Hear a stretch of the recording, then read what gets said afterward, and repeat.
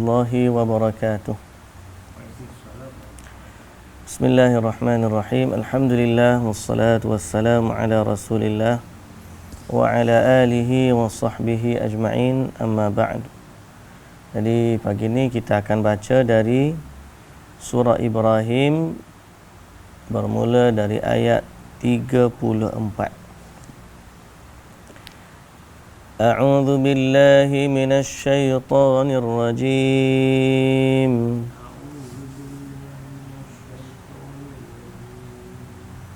Bismillahirrahmanirrahim.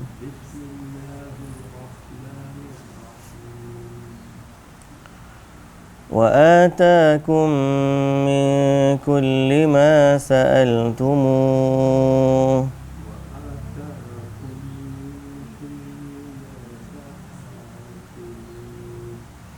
wa in ta'uddu ni'matallahi la tuhsuha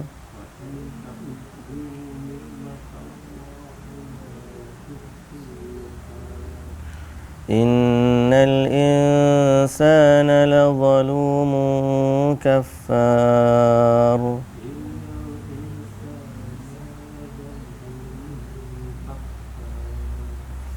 وَإِذْ قَالَ إِبْرَاهِيمُ رَبِّ اجْعَلْ هَذَا الْبَلَدَ آمِنًا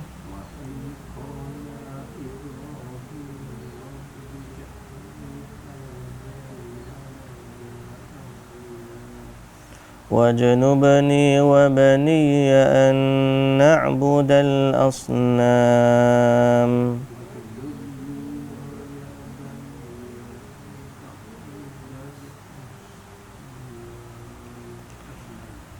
رب إنهن أضللن كثيرا من الناس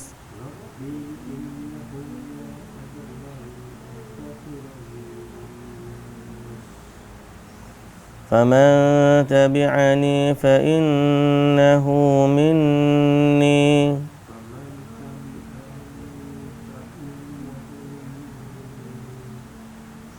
ومن عصاني فإنك غفور رحيم.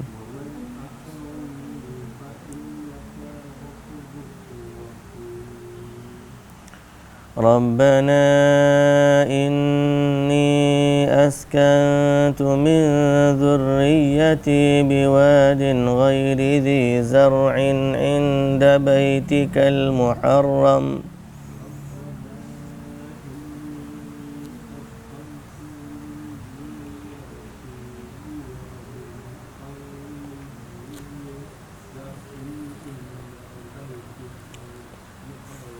sekali lagi. Rabbana inni askantu min dhurriyyati biwadin ghairi dhi zar'in 'inda baitikal muharram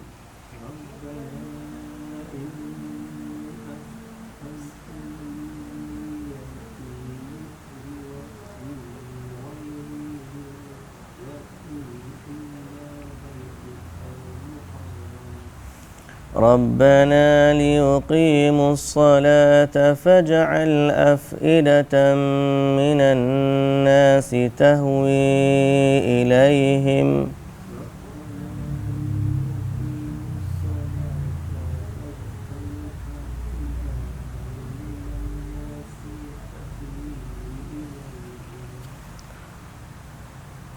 وارزقهم من الثمرات لعلهم يشكرون.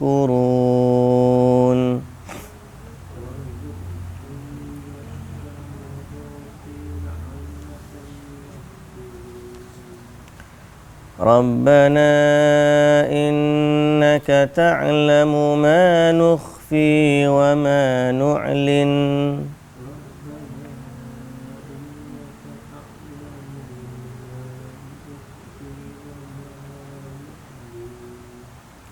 bukan wa ma nu'lin, jangan panjang, pendek ya. Wa ma nu'lin وما يخفى على الله من شيء في الأرض ولا في السماء.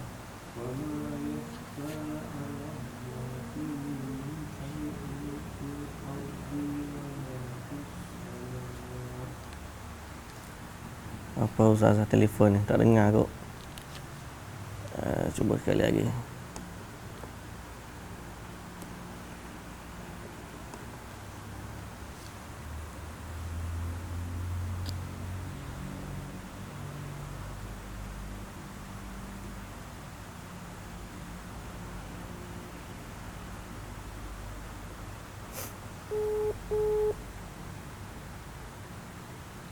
Assalamualaikum Ustaz. Salam. Ya Ustazah.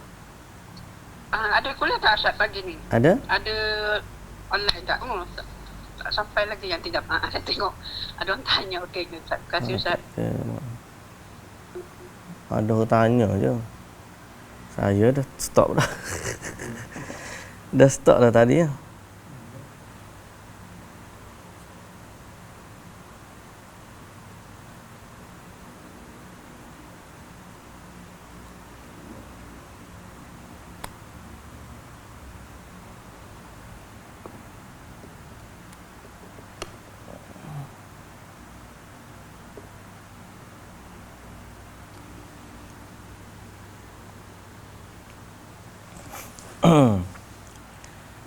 Baik, bismillahirrahmanirrahim. Alhamdulillah wassalatu wassalamu ala Rasulillah wa ala alihi wa sahbihi ajma'in. Amma ba'du. Alhamdulillah, syukur pada Allah Subhanahu wa taala, selawat serta salam atas nabi kita Muhammad sallallahu alaihi wasallam, juga atas ahli keluarga baginda, para sahabatnya dan para pengikutnya sehinggalah ke hari kiamat. Alhamdulillah.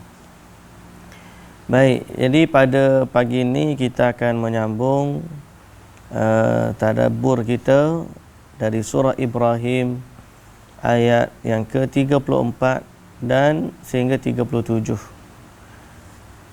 Ayat pada hari ini adalah ayat-ayat yang sangat istimewa dari surah Ibrahim, kerana bermula dari sinilah ceritanya Nabi Ibrahim. Surah ni nama surah Ibrahim. Tapi sebelum ni kita cerita tentang keimanan kepada Allah, macam mana Rasul-Rasul mengadu kepada Allah, kemudian dialog dia dengan pengikut dia, sehingga keimanan dengan hari akhirat. Allah cerita tentang bagaimana manusia yang berada dalam neraka akan berdebat sesama mereka, bagaimana syaitan akan berlepas diri daripada mereka. Kemudian Allah memperumpamaan perkataan yang baik, kalimah syahadah itu seperti tunjang yang kukuh di bumi, yang membuahkan hasil di langit.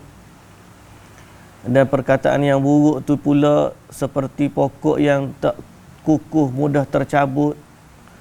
Kemudian Allah perteguhkan kalimah yang teguh itu di dalam kubur dan di akhirat, sehinggalah kepada Allah Ta'ala perintahkan supaya beriman kepada dia dan beramal dengan amal yang salih. Dan Allah sebut nikmat-nikmat dia dan banyaknya manusia yang tidak bersyukur. Jadi barulah cerita Nabi Ibrahim alaihi salam. Cuma di awal tadi kita baca ulang satu ayat tentang kesyukuran kepada Allah, iaitu ayat wa atakum min kulli ma sa'altumuh wa in ta'uddu ni'matallahi la tuhsuha innal insana la zalumun kafar. Ayat ni kita dah baca semalam yang makna dia ialah, dan dia telah memberi kepada kamu sebahagian nikmat, sebahagian dari tiap-tiap apa jua yang kamu hajati. Dan jika kamu menghitung nikmat Allah, nescaya lemahlah kamu menentukan bilangannya.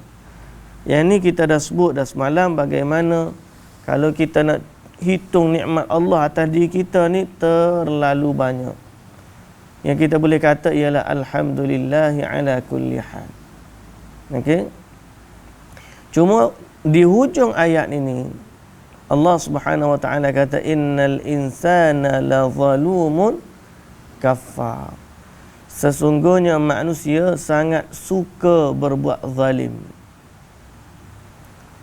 Sangat suka berbuat zalim. Dan mengkufuri atau sangat tidak menghargai nikmat Tuhannya. Manusia ni buat zalim. Tidak mensyukuri nikmat Allah dengan kezaliman, iaitulah dengan mensyirikkan Allah Subhanahu wa taala. Kufur pula ingkar dengan apa yang Allah Taala perintahkan. Dia kufur kepada Allah dan dia zalim kepada dirinya sendiri. Dengan sifat apa? Dengan sifat mereka berbuat syirik kepada Allah. Nikmat Allah bagi, tapi pergi syukur kepada orang lain. Nah, nikmat yang Allah bagi, pergi syukur kepada orang lain, maka itulah orang yang zalim. Syukur pada yang lain berarti mensyirikkan Allah Subhanahu wa taala. Jadi kita ni banyak-banyak nikmat yang kita dapat, tidak lain dan tidak bukan, mesti kembali kepada Allah. Mesti kembali kepada Allah Subhanahu wa taala. Baik, muslimin dan muslimat yang dirahmati Allah Subhanahu wa taala, sambungan kepada ayat 35 pula. Itulah yang kita sebut sebagai doa Nabi Ibrahim alaihi salam. Nabi Ibrahim alaihi salam terkenal dengan seorang yang kuat ibadatnya kepada Allah Subhanahu wa taala. Malah dialah orang yang telah membina Kaabah. Ni dialah yang membina Kaabah. Sebelum daripada tu dia telah meninggalkan anak dan isterinya di tanah haram, iaitu tanah suci Makkah, sebelum ada apa-apa lagi. Jadi Allah Subhanahu wa taala mengabadikan doa-doa Nabi Ibrahim di dalam Al-Quran supaya kita boleh mencontohi Nabi Ibrahim alaihi salam. Nabi Ibrahim ni qudwah bagi kita juga. Qudwah, uswah bagi kita. Nabi Ibrahim alaihi salam. Dan Nabi Muhammad sallallahu alaihi wasallam juga mengajar kita supaya mengikut Nabi Ibrahim.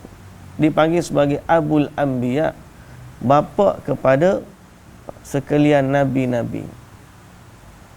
Nabi Ibrahim alaihissalam ada anak dia Ishaq dan juga Ismail. Daripada Ishaq tu datangnya Nabi Yaqub. Daripada keturunan Nabi Yaqub inilah lahirnya nabi-nabi Bani Israel. Yusuf, kemudian sampailah kepada Nabi Musa, sampailah kepada Nabi Isa alaihissalam. Adapun sebelah lagi Nabi Ismail, keluarnya keturunan Nabi Muhammad sallallahu alaihi wasallam.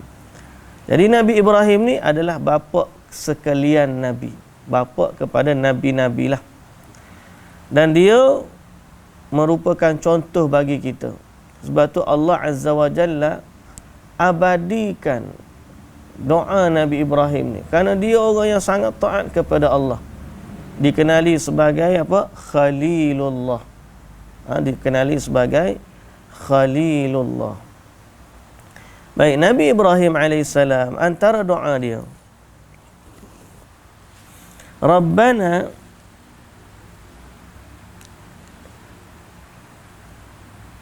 Rabbi innahunna adlalna kathiran minan nas. Rabbi ij'al hadzal balada aminan wajnubni wa baniya an na'budal asnam.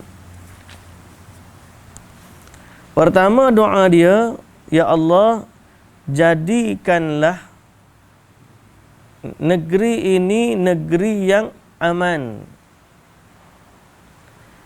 Negeri yang aman. Rabbi ij'al hadzal balada aminan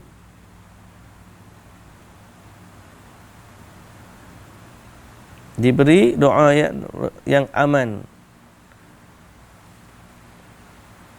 Baik. Dan doa ini Allah telah perkenankan. Kerana itu Allah jadikan Mekah ini tanah haram dengan sebab doa Nabi Ibrahim alaihissalam, dia diberkati. Kemudian Allah Subhanahu wa taala menjanjikan keamanan kepada Mekah. Di mana dalam Al-Quran Allah Subhanahu wa taala sebut, fihi inna awwala baitin wudi'a lin-nasi lalladhi bi Bakkah mubarakan wa hudan lil alamin fihi ayatum bayyinatum maqamu Ibrahim wa man dakhalahu kana amina. Siapa yang masuk ke Mekah maka dia aman. Kerana itulah diharamkan untuk berperang di Mekah. Hatta kalau nak bunuh, hukum qisas pun akan dibuat di luar daripada Mekah. Sampai orang musyrikin sendiri zaman dulu, waktu dia jahiliyah pun dia nak bunuh orang, dia bawa keluar ke Mekah, tanah halal. Dia tak bunuh dalam tanah haram. Jadi ini adalah kerana doa Nabi Ibrahim alaihissalam. Pertama, dia doakan kepada Allah supaya jadi Mekah ni tanah haram, aman, tanah aman.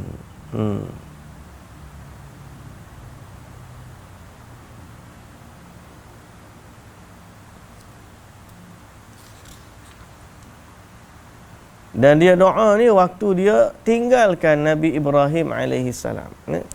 Dia doakan doa-doa ini antaranya yang waktu dia tinggalkan Nabi Ismail alaihissalam.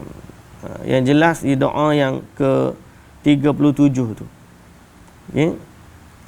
Wa junubni wa baniya an na'budal asnam. Dan jauhkanlah aku. Okey.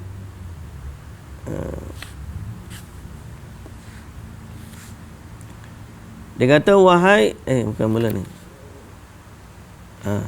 Dan ingatlah ketika Nabi Ibrahim berdoa dengan berkata, wahai Tuhanku, jadikanlah negeri Makkah ini negeri yang aman, dan jauhkanlah daku dan anak-anakku dari perbuatan menyembah berhala. Dari perbuatan menyembah berhala. Okay, perhatikan doa ni. Sebab tu Nabi Ibrahim alaihissalam ni dikenali sebagai Khalilullah, orang yang sangat taat, dekat kepada Allah. Dan dia ni sangat ambil berat kepada ahli keluarganya. Ni antara istimewa doa Nabi Ibrahim. Doa Nabi Ibrahim ni mesti ada zuriat dia. Dia berdoa, jauhkanlah aku dan zuriat keturunanku atau anak-anakku dari perbuatan menyembah berhala. Padahal dia Nabi. Satu sudut doa ni menunjukkan istimewanya Nabi Ibrahim, dan kita ambil contoh, berdoalah untuk diri kita dan berdoa untuk ahli keluarga kita. Satu. Yang kedua, dalam ayat ni menunjukkan apa? Takutnya Nabi Ibrahim kepada syirik. Seorang Nabi minta dengan Allah supaya tidak berbuat syirik. Nabi Ibrahim pun lagu tu juga. Nabi Muhammad sallallahu alaihi wasallam pun lagu tu juga. Ada tak doa Nabi Muhammad sallallahu alaihi wasallam supaya tidak berbuat syirik kepada Allah? Ada? Allahumma inni a'udzu bika an usyrika bika syai'an a'lamu wa astaghfiruka lima la a'lamu. Ya Allah, aku berlindung denganmu dari berbuat syirik pada benda yang aku tahu, dan aku beristighfar pada benda yang aku tak tahu. Dan Nabi sendiri takut. Apakah takutlah makna senantiasa minta supaya Allah tetapkan hati di atas iman. Ya muqallibal qulub, tsabbit qalbi ala dinik. Jadi nak sebutnya, syirik ni memang kita kena takut.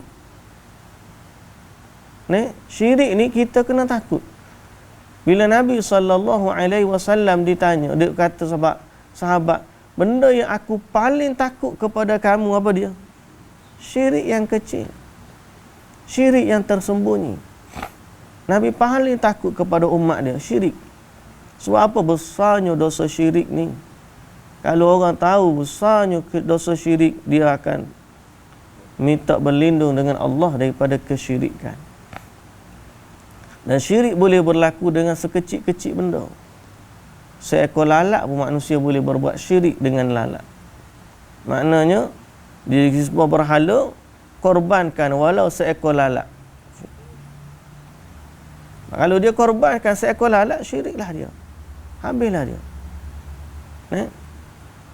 Habislah dia. Jadi sebab itu, kita kena takut kepada dosa syirik. Jangan rasa aku ni beres. Ayah aku Islam, mak aku Islam. Orang Islam keliling kita. Tak. Kalau tak jaga, maka syirik boleh mendatangi kita dan juga anak-anak kita.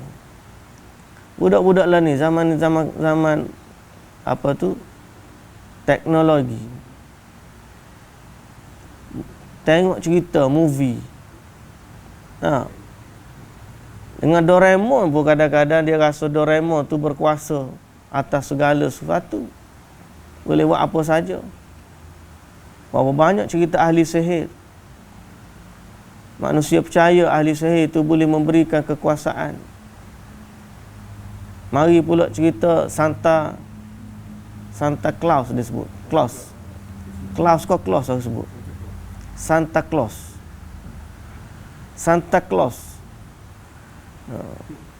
Malam-malam Christmas minta dengan Santa Claus. Syirik. Mari pula cerita, kalau tengok tarik bintang di langit, make a wish.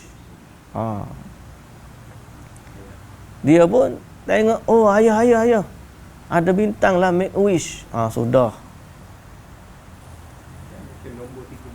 Lepas tu percaya pula kepada nombor-nombor. Percaya nombor 13 bawa sial. Nombor 4 bawa mati. Ni syirik semua ni. Khurafat. Khurafat tu tak percaya tu satu. Kalau kita benda tu karut, kita tak percaya, okey selamat. Khurafat kita kata. Tapi kalau dia percaya, maka dia telah menyatakan, mengiktiraf adanya kekuasaan setanding dengan Allah Subhanahu Wa Taala. Habis. Mari orang horoskop. Horoskop. Percaya bintang dia lahir Sagittarius. Lepas tu apa lagi? Gemini. Leo. Ada 12 bintang-bintang lah. Jadi setiap bintang ni kalau lahir begini, sifat dia begini. Dia percaya kepada bintang-bintang. Kalau dapat rezeki, oh ni sebab aku ni bintang sekian. Bila dia fakir, oh sebab dia ni bintang sekian. Dia percaya. Syirik kepada Allah Subhanahu Wa Taala. Mudah. Anak-anak pergi buat lawatan, pergi Langkawi, tengok Telaga Masuri. Oh minta. Balin Siling minta. Pergi naik ke atas Bukit Melaka. Ni kita panggil Bukit Melaka. Orang ni panggil Saint Paul. Asal dia Bukit Melaka. Di Melaka lah. Atas bukit tu kan ada gereja Saint Paul. Atas tu sebenarnya Istana Melaka lah, kawasan Istana Melaka. Daripada tu nampak laut. Dalam gereja tu ada telaga. Orang pakat campak duit, minta doa. Hak orang-orang Islam Melayu ni hak tak berapa, orang panggil tak berapa pupuk. Bahasa Kelantan panggil tak berapa pupuk. Tahu tak berapa pupuk? Tak berapa matang lah. Tak berapa betul mana. Baru nak masak ni. Dia pergi tengok-tengok orang putih buat, dia pun buat juga. Syirik kepada Allah. Minta hajat dengan sesuatu selain dari Allah Subhanahu wa taala. Dia tak ada rasa takut kepada syirik. Mari pula difitnah dengan pendusta-pendusta di atas nama agama. Maksudnya, mari seorang ngaku jadi nabi palsu. Jadi Tuhan palsu pun ada. Syirik. Mari pula para asatidzah yang tidak peka dengan kesyirikan. Bawa pula pengikut-pengikut dia pergi berdoa di kubur. Sedang Nabi SAW adalah orang yang nak mengajak kita lari daripada kesyirikan. Tiba-tiba ada orang bawa manusia kepada kesyirikan atas nama agama. Jadi sebab tu kita sebagai ahli sunnah wal jamaah, para asatidzah, para umat Islam mesti mengajak manusia lari dari kesyirikan. Dan mesti berdoa agar Allah Subhanahu wa taala selamatkan dia dari kesyirikan. Allahumma inni a'udzubika an usyrika bika syai'an a'lamu wa astaghfiruka lima la a'lamu. Dan banyak lagi doa-doa yang supaya Allahumma zayyin qalbi bil iman. Allahumma arzuqni bil iman wa zayyinhu fi qulubina wa karrih ilaina al kufra. Allahumma habbib ilaina al iman. Allahumma habbib ilaina al iman wa zayyinhu fi qulubina wa karrih ilaina al kufra wal fusuqa wal isyan. Jauhkanlah daripada hati kami ni rasa kufur, fasik dan kemaksiatan. Doalah senantiasa kepada Allah Subhanahu wa taala agar Allah selamatkan kita dari kesyirikan. Ni tara Nabi Ibrahim takut. Dia ni siapa? Nabi Ibrahim yang bina Kaabah, yang dipanggil sebagai Khalilullah, kekasih Allah. Yang anak-anak dia tu jadi nabi belaka. Anak-anak dia, Nabi Ismail nabi, Nabi Ishak pun nabi. Keluar cucu dia pun Nabi Yaqub nabi. Cici dia Nabi Yusuf nabi. Nabi-nabi belaka. Dahsyatnya Nabi Ibrahim AS. Tapi tara Nabi Ibrahim ni, padahal dia tu lawan Namrud sampai kena bakar api. Teguhnya iman dia tu. Zaman dia berdakwah dulu, berdebat dengan orang musyrikin, dalam Quran sebut. Debat dengan pengikut-pengikut dia ni lah, orang awam biasa. Debat cerita tentang matahari lah jadi Tuhan, bulan lah jadi Tuhan, bintang lah jadi Tuhan. Pokok dia kata. Nabi Ibrahim jawab. Lepas tu berdakwah pula dengan raja Namrud. Debat pula dengan raja, raja pun campak dalam api. Dengan ayah dia, Allah Ta'ala sebut cerita dalam Quran, dia ajak ayah dia beriman kepada Allah. Royak kepada ayah dia begini. Siapa dia minta dengan Allah supaya ayah dia ni bolehlah masuk Islam. Tapi ayah dia tak masuk Islam juga. Azar mati dalam keadaan dia ni adalah orang yang buat berhala.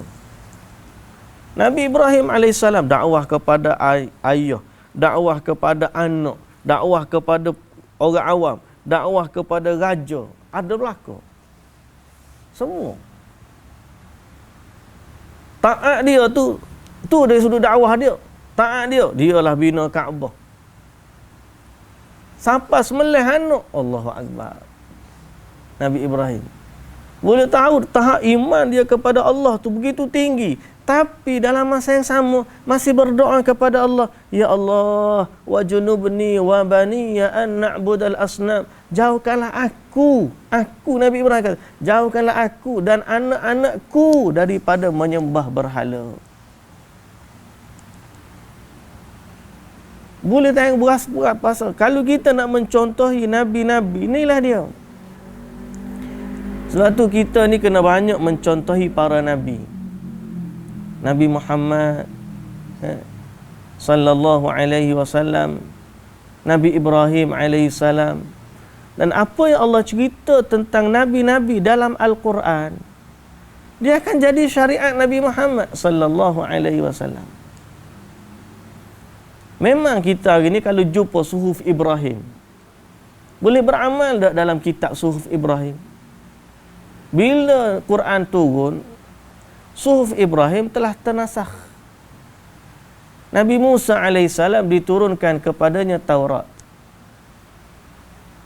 Bila turun kepadanya Taurat, bila turun Al-Quran, maka ternasakhlah Taurat.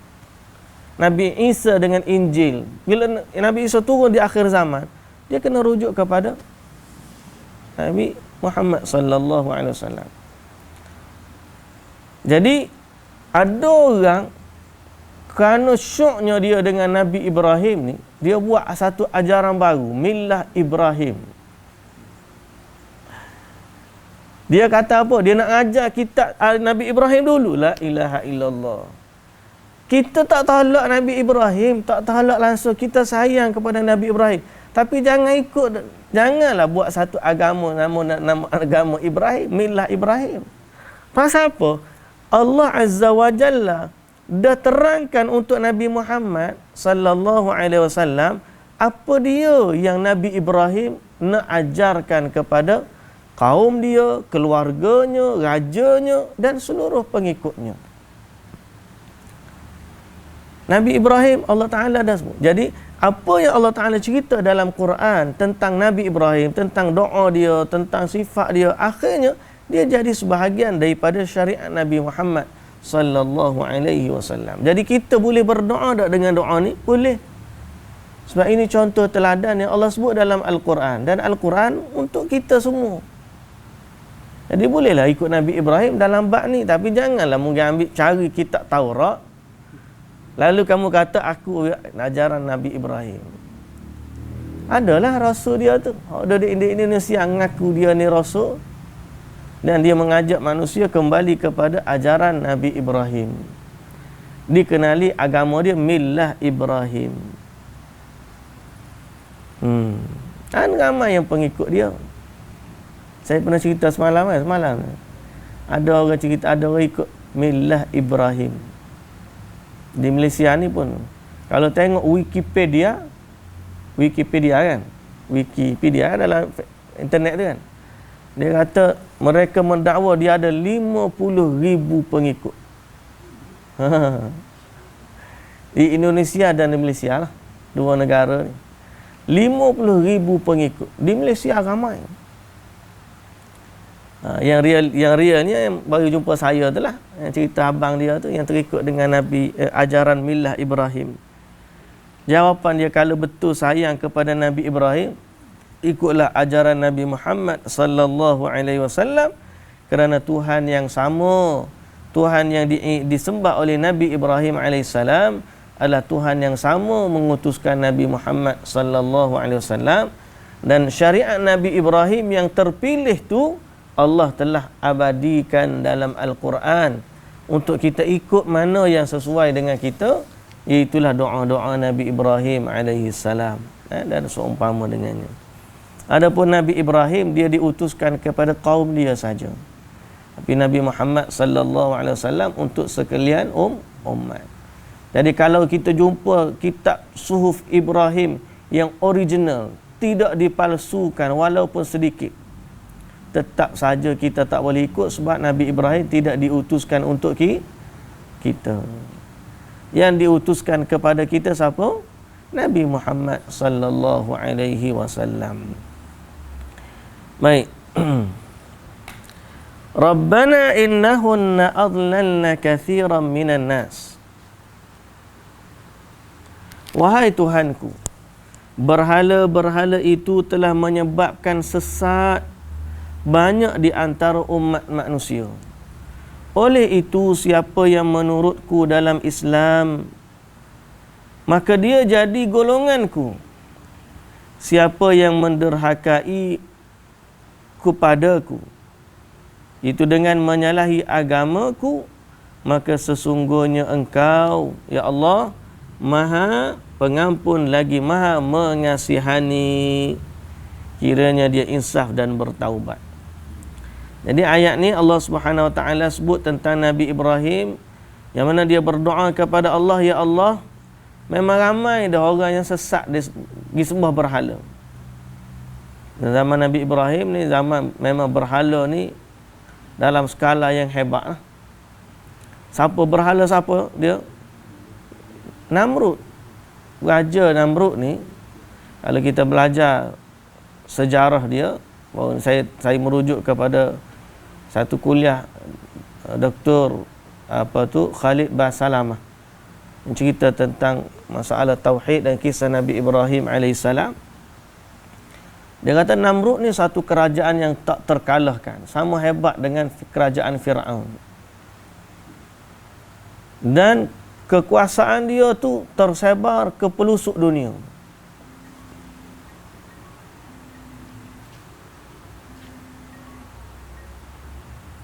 Kekuasaan dia tersebar ke pelosok dunia.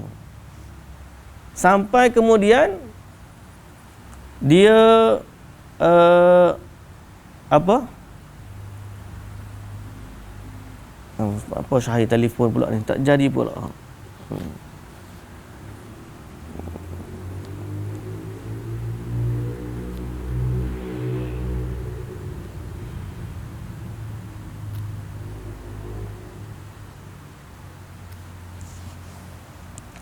Hari ni tak tahu, 2-3 kali orang telefon, biasanya tak ada coverage. Mungkin line tak berapa bagus kot hari ni tengok.